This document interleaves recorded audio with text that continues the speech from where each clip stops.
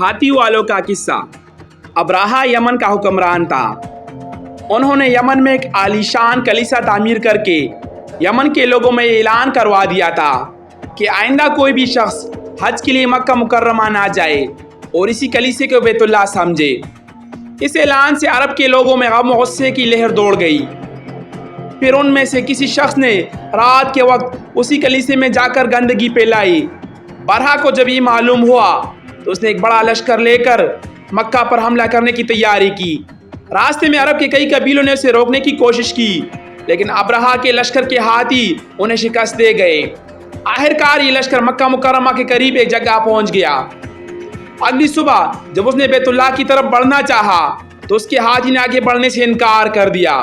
اسی وقت اس کے طرف سے عجیب و غریب قسم کے پرندوں کا ایک غول آیا اور لشکر پر چھا گیا۔ ہر پرندے کی چونچ میں 3 کنکر تھے جو انہوں نے لشکر کے لوگوں پر برسانا شروع کر دیے۔ ان کنکروں نے لشکر کے لوگوں کے جسموں کو چیر کر رکھ دیا۔ یہ عذاب دیکھ کر سارے ہاتھی بھاگ گئے۔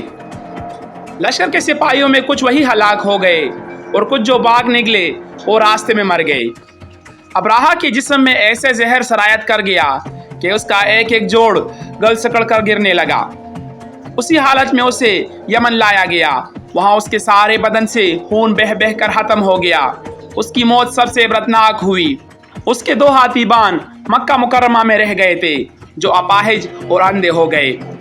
اسی طرح اللہ پاک نے اپنے گھر کی حفاظت فرمائی اور طاقت پر غرور کرنے والوں کو سزا کا مزہ چکھایا۔ قرآن پاک کی سورۃ الفیل میں اللہ تعالیٰ نے اس واقعے کو یوں بیان فرمایا ہے کہ کیا تم نے نہیں دیکھا کہ تیرے رب نے ہاتھی والوں کے ساتھ کیا کیا؟ کیا ان کے مکر کو بیکار نہیں کر دیا گیا؟ اور ان پر پرندوں کے جھنڈ بھیج دیے جو انہیں مٹی اور پتھر کے کنکریاں مار رہے تھے، پس انہیں کائے ہوئے بوسے کی طرح کر دیا۔